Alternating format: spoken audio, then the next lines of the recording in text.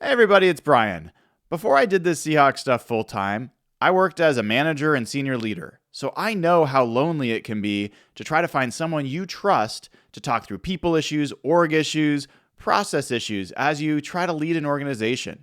Ryan Cleveland of RyanCleveland.com is someone I trust to have those conversations with. He specializes in working with CEOs and business owners, and you can get a complimentary free discovery session to see if it's a good fit for you.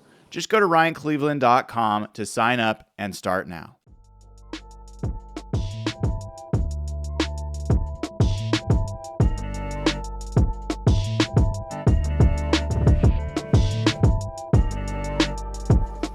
Hello, everybody. Welcome to another episode of Real Hawk Talk. This is the post-game edition as your Seattle Seahawks have defeated the New York Jets in one of the most bizarre games you will ever see on an NFL field. 26-21 is the final score, and I'm coming to you from MetLife Stadium as there is still a Pee Wee football game going on, which is pretty cool. I think a nice idea. They should have that at the end of every football game.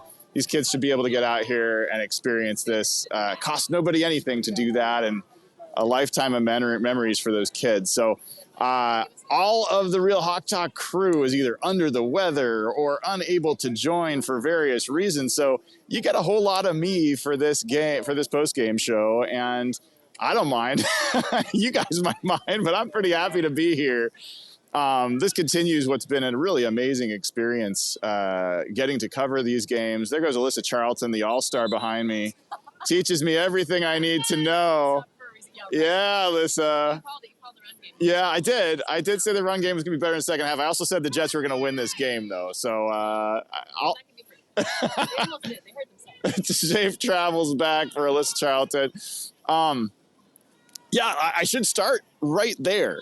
I was wrong. How many times do you get people that spend as much time as I do talking to and at you people about Seahawks football, about anything, who will come on here and tell you they were wrong? I was friggin' wrong. Now, it did take both tackles on offense for the Jets being out. It took all three corners for the Jets being out. It took unbelievable amounts of penalties on fourth downs. It took Leonard Williams having the longest touchdown return for a defensive lineman in NFL history. But all that did happen. It took a 54-yard field goal from Jason Myers. Let's not forget that. And they did it. The Seahawks won. I was wrong. So, I thought this game set up to be a very tough contest for Seattle.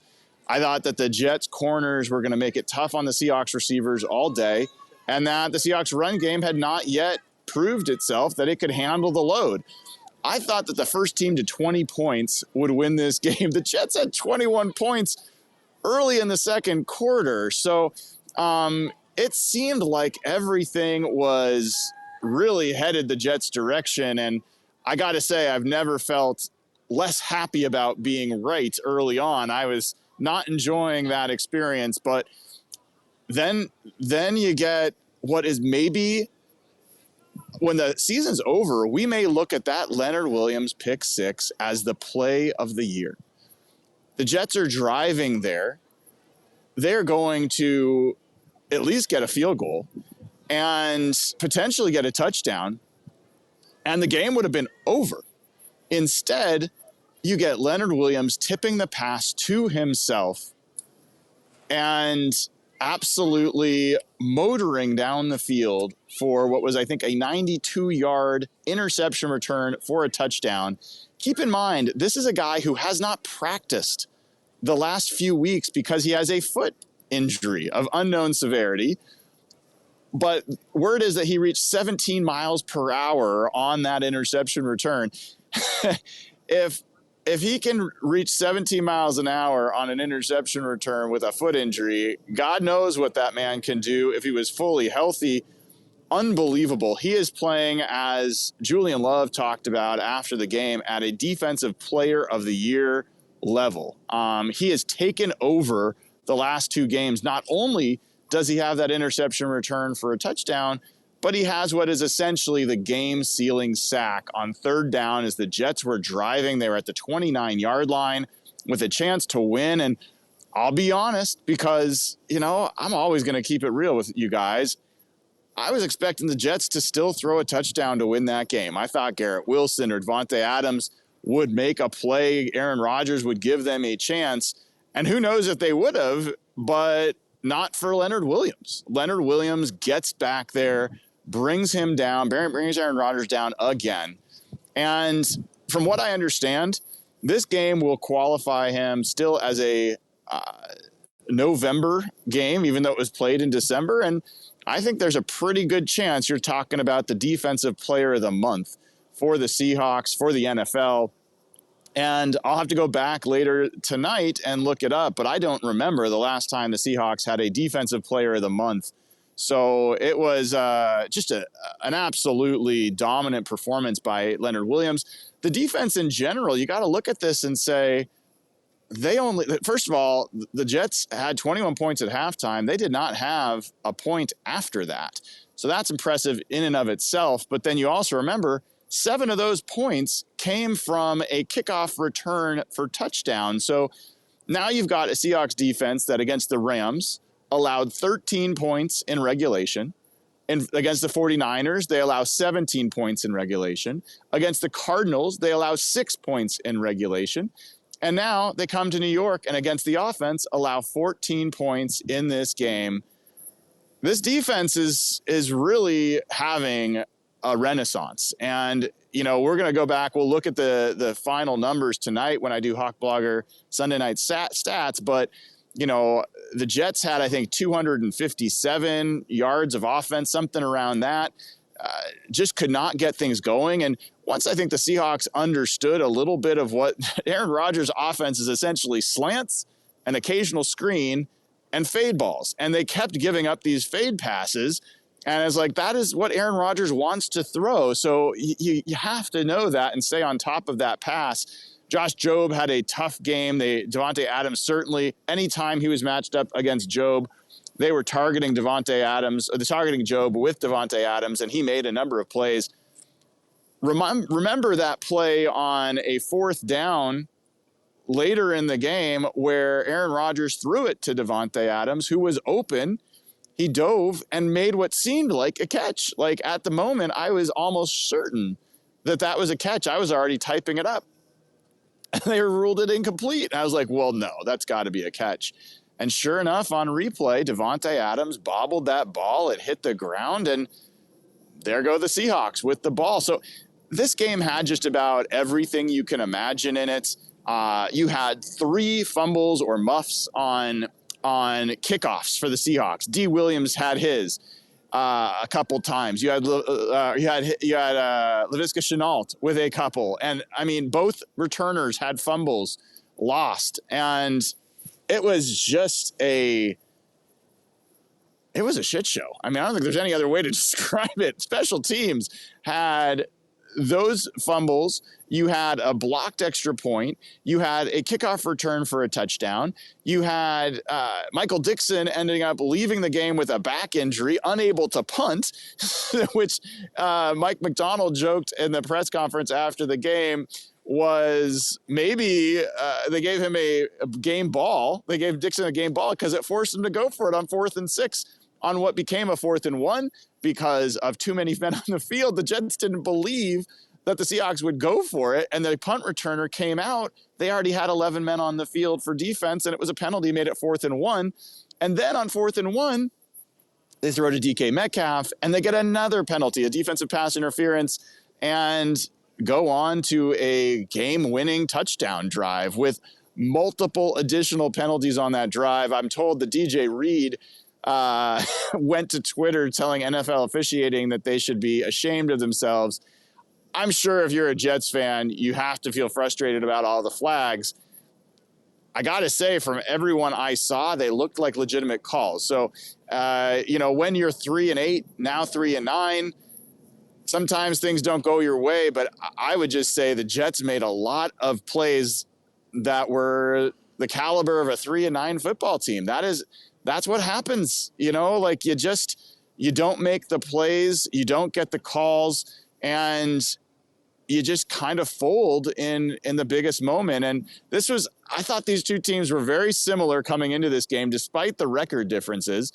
And I think the game played out that way. I mean, there was a comedy of errors on both sides, each team trying their best to not win this game. The Seahawks were just a little bit better. And I think if you were to ask me which was the best unit on the field today, offense, defense, special teams, for either team, I think you got to go with the Seahawks defense. The Seahawks defense was the best unit on the field. It was better than the Jets offense for sure.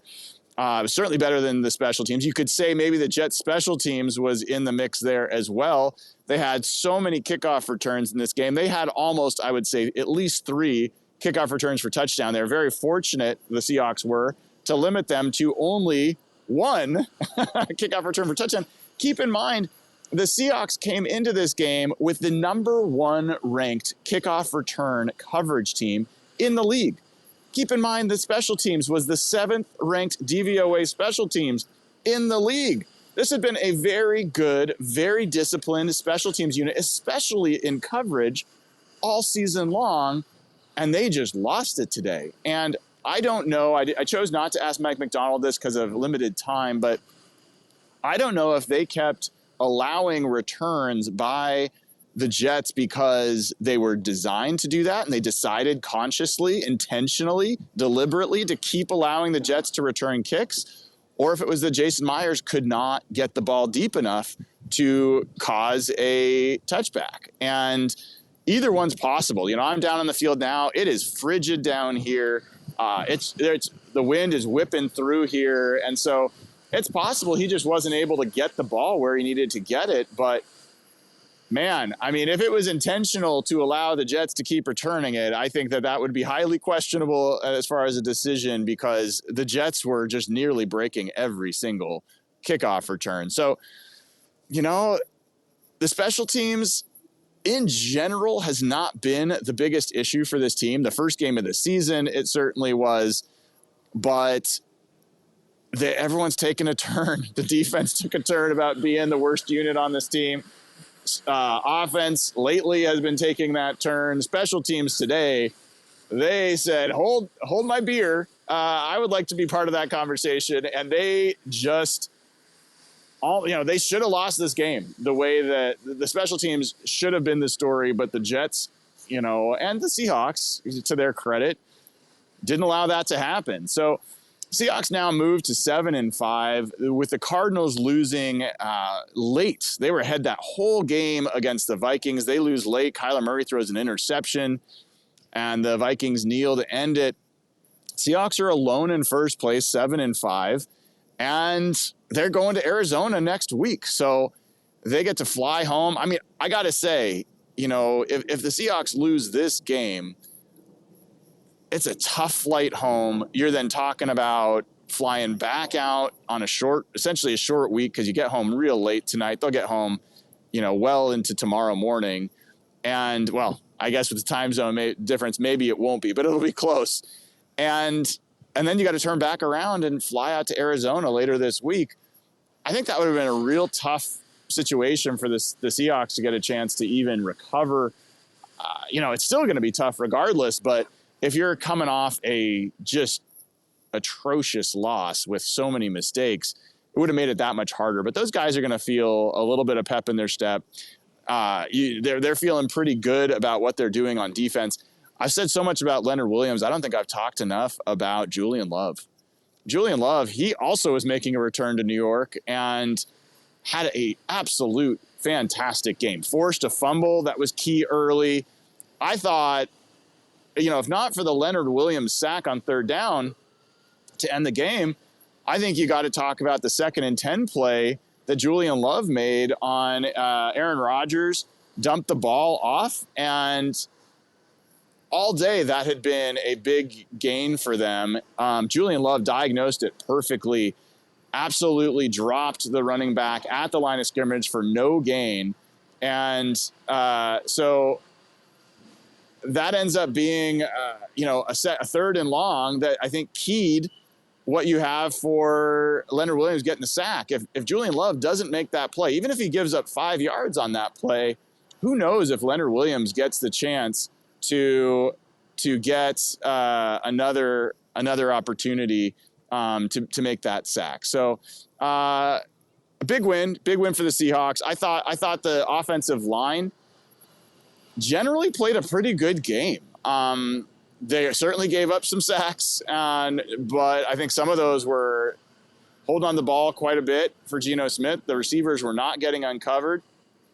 And when you talk about Satao Lamea getting his first start against what was a pretty dang good Jets defensive line, I think you got to feel pretty good about how that worked out in general.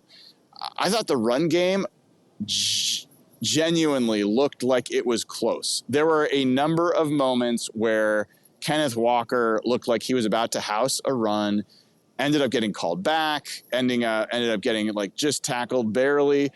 I think they're getting closer, and they end up with, I think, over 80 yards rushing, which is nothing to be excited about. But when you really think about the fact that this Seahawks running game has just been absolutely atrocious for the last few weeks. This was progress. I saw some big openings, and I think they're getting closer, but they got to keep doing it. I thought one of the most curious parts of this game was when the Seahawks got the ball down to the 4-yard line, first and goal at the 4-yard line. I don't remember if I think it was 8 plays they had inside the 4-yard line. 5 of them were passes.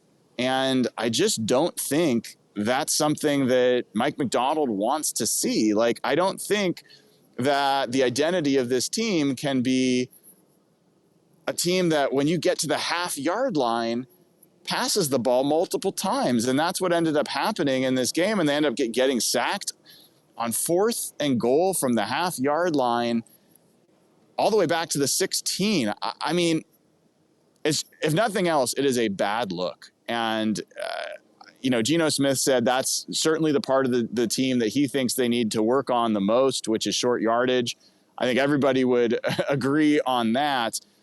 But I just question a little bit of some of the decision-making to get to the situation where you're even talking about,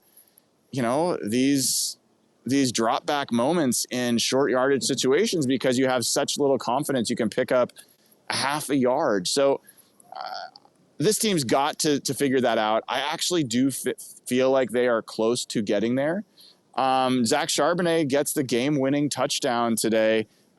Certainly has been a player who has taken a lot of flack from fans, media, myself. He has not been who I think a lot of folks thought he would be coming out of UCLA, has not been a powerful back, has taken a lot of pretty easy tackles near the line of scrimmage, or seemingly easy. I certainly couldn't do it myself, but he breaks a tackle, gets into the end zone, had another couple of long runs today. And I thought Zach Charbonnet had a better game, and the game-winning touchdown there was big. And so there are things to build on. I think Abe Lucas had a big day. I think we're going to see that when we get to review the film. I thought he had a game as good as his game against the 49ers. Not sure if, any grading system or whoever else watching film will feel the same way, but I thought it was a great game for Abe Lucas. Seahawks have a scare with DK Metcalf where he goes down on a play that a lot of people thought was pass interference. Personally, I thought that was a good non-call. I'm not going to be popular among Seahawks fans for saying that, but it was a little bit of an off-target throw. And in any case, DK Metcalf goes down and then tries to get up and can't. And it looked bad. All the players were kneeling around him. He has to be helped off the field. Didn't look like he could put weight on his leg. Goes into the tent. The cart comes out. It was looking like, usually guys kneeling and praying and the cart coming out that quickly, not a good sign. But they sent it away as quickly as it came. And then next thing I know, I look up, DK Metcalf standing with his helmet next to the coach on the sideline. He's in after missing just 2 plays. So, again, very fortunate in that situation that DK Metcalf's okay. I think it's something to monitor and see if that's something that feels a little different tomorrow. So, he missed a lot of this week, missed 2 practices with a shoulder injury. This is a knee, according to Mike Macdonald, but he did come back and play. He made some big plays. So who knows? Who knows what the situation is with DK Metcalf, but Seahawks fans should feel very fortunate. I know the Seahawks players and coaching staff feel very fortunate that DK Metcalf was able to survive and come back and recover in. The other thing that happened, the Michael Dixon injury, he had a back spasm. They didn't really say anything specific, but he left this game. I'm going to give you guys a different view. Let's see how this looks. Not much better. Anyway, Michael Dixon left with a back spasm, and that caused the Seahawks to not be able to punt, potentially not be able to even get a hold for a field goal. Like, I think that was a situation. Mike Macdonald admitted that they considered having Jason Myers punt on the 4th and 6. End of the day, they decided that they were just going to go for it. Interestingly, timing of this, Michael Dixon started walking out of the locker room after the Jets got the penalty on 4th and 6 when it was too many men on the field. Michael Dixon comes out of the tunnel right here behind me and starts making his way to the sideline. So it was 4th and 1. Don't know if Macdonald knew he was coming back. Don't know if it would have mattered. But maybe if Michael Dixon comes out of that locker room 5 minutes earlier, 2 minutes earlier, Seahawks punt that football, and maybe they don't win this game. So that will go down as part of the lore of this crazy, crazy victory for the Seahawks. Geno Smith, up and down game. I don't think it's a game that he loved. I don't know that others will love his performance in this game, but he made some huge throws, a 4th down, a number of throws to JSN, connected with JSN multiple times. And at the same time, he was able to avoid throwing an interception. So that seems like a low bar, but honestly, there's been a lot of interceptions of late. He now has the touchdown pass to A.J. Barner, so he now has more touchdowns than interceptions, and I think everyone is happy to know that that's the case. I want to give a shout out to Old School Seahawk, who was here with his daughter today. I hope he and his daughter had a great time. It was nice to meet you today, and know that at least this time we got a chance to see each other. And man, the Mike Macdonald's now 3-0 in his first 3 10 a.m. starts in Seattle. That is no Seahawks coach had been 2-0 to start on 10 a.m. games in their career. He's now 3-0. I would not advise trying to follow this game script if you want to get your next victory on the road. The Seahawks also moved to 4-1 on the road. So this is a team that lost 4 in a row at home. Somehow now is 4-1 on the road. And that's big because you still got multiple road games left. You're going to Arizona. You've got a game against the Rams. You got a game against the Bears on Thursday Night Football. This team's going to have to keep bringing it. And I think it's also beneficial that they got this cold weather game in because you can almost be certain that Thursday Night Football game in Chicago is going to be cold. It may be snowing. Who knows what that's going to be like. So probably thankfully for Seahawks players, they are going to Arizona next week. They will be in the sun and thaw out from this one before turning around and hosting 2 NFC North teams in the Green Bay Packers and the Minnesota Vikings. So a lot of really interesting games left. And I think this is probably the epitaph on Aaron Rodgers' career. I can't see them bringing him back. It just doesn't make sense. He's not the same player. He does not seem like he can lead any team. And if you're a team that clearly has to completely reset, I don't know why you do it with a quarterback of that age that needs very specific play callers and receivers and other things. I think it's time for him to move on. And this was maybe his last hurrah, his last chance to kind of change the narrative to the end of the season. Jets fall to 3-9, and Rodgers just was pretty ineffective after the early part of this game. So, again, big win for the Seahawks. Let me see if I can get to these super chats. It's tough for me on the phone here. We've got one from Joe. It says, "Yay, Seahawks, fire Jay Harbaugh." Well, you know what? Everybody gets at least one bad game, and that was his. Old School says, "Go Hawks. Thank you for everything, Hawk Blogger." Well, thank you for the super chat, and thank you for the ongoing support there, Old School Seahawk. Folks, if you haven't given the show a like and click subscribe, please do. Would appreciate it. Make sure that you click the bell to get notified, because you never know when I'll be going live on these post-game shows. And we will do this all again next week when I go to Arizona for that game. Tomorrow will be Robert Mays. I will be on with him. Going to figure out exact time. It might be a little earlier than normal. Normally we're 10 a.m. Pacific time. I will still be in New York, so I might push that a little bit earlier. I'll figure that with Robert later tonight. And then morning after column will be out tomorrow morning, again at hawkblogger.com, so keep an eye out for that. And then we'll get back into it. So we got a full slate of shows coming up for you. And again, appreciate everyone at patreon.com/hawkblogger who's been supporting the show. Everybody that's a YouTube member, appreciate you.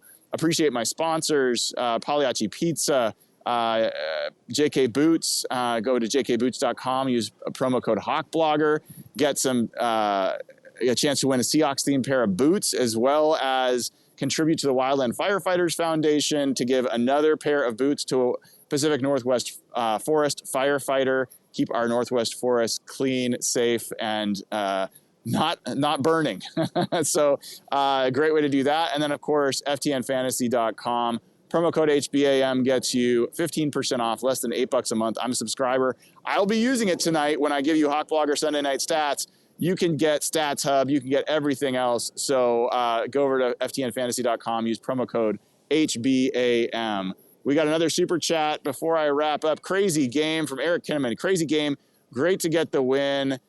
Travel home safe. Thank you, Eric. Appreciate you.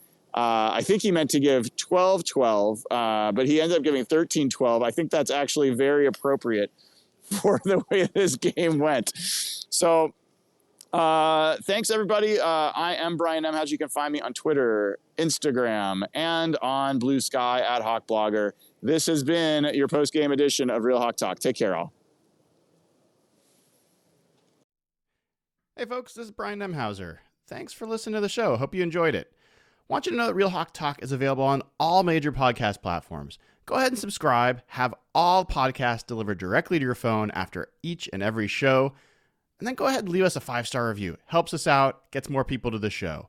Then, if you haven't already done it, go to patreon.com/hawkblogger and subscribe for just $5 a month.